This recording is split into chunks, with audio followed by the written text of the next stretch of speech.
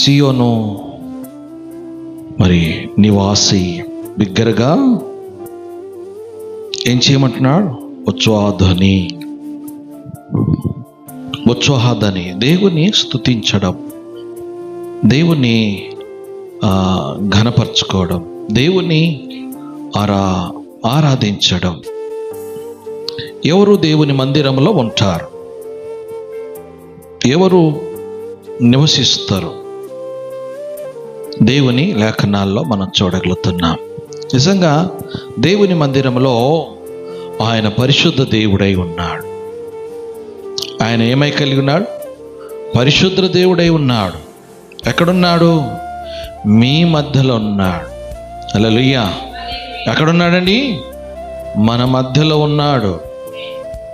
మన మధ్యలో ఉన్న దేవుడు పరిశుద్ధ దేవుడు.